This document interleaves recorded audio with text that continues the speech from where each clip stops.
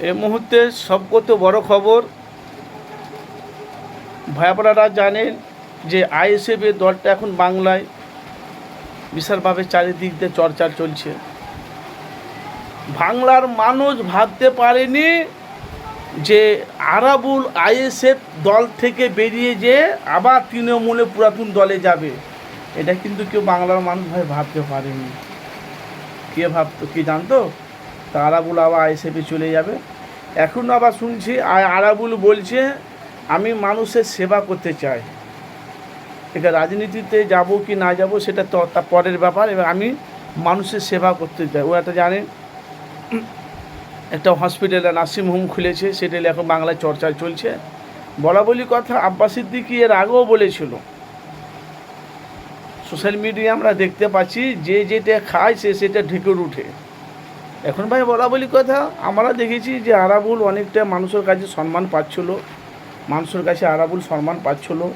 যেহেতু আইএসএফের কর্মীরা যেভাবে আরাবুলকে পাশে থেকে যেভাবে আরাবুলকে সহযোগিতা করেছিল, ফুলের মালা পরিয়ে ওনাকে ওয়েলকাম জানিয়ে বিধানসভা আপনারা দেখেছেন, আমরা জানি সোশ্যাল মিডিয়ায় অনেক দিক দিয়ে আরাবুলের একটা দাপট ছিল, সে দাপটটা কিন্তু পুরো তছনছ হয়ে গেল। ভাই দেখেন, বাংলা রাজনীতি ময়দানে কে কখন কোন দলে চলে যাবে বলা খুব মুশকিল, কিন্তু ভাই আইএসএফের দলটা বড় ধাক্কা আগামী দিনের জন্য। কেন বলছি বড় ধাক্কা? ভাই আমাদের কথা নেই, বাংলার কিছু সংখ্যালঘু মানুষ তারা বলছে মানে আগামী দিনে আইএসএফের দলটা বড় ধাক্কা। এর কারণে হয় ধাক্কা না তো চমক। আর বলা বলতে আমরা যেটা জানি, সোশ্যাল মিডিয়া দেখতে পাইছি, আইএসএফের দলে দুর্নীতি চলবে না, তোলাবাজ চলবে না, এই কারণে সবাই বলছে দল থেকে চলে গেছে। ভাই আপনাদের মতামত কী? ভাই আমরা সোশ্যাল মিডিয়া দেখে আমি আপনাদের কাছে সেটা বাস্তবটা মানুষের কাছে তুলে ধরছি। আইএসএফের দলে থাকতে গেলে তোলাবাজি গুন্ডাবাজি এসব চলবে না, এ কারণে বেলে অন্য দলে চলে গেল। এখন সোশ্যাল মিডিয়ায় দেখতে পাচ্ছি, আপনাদের মতামত অবশ্যই জানাবেন।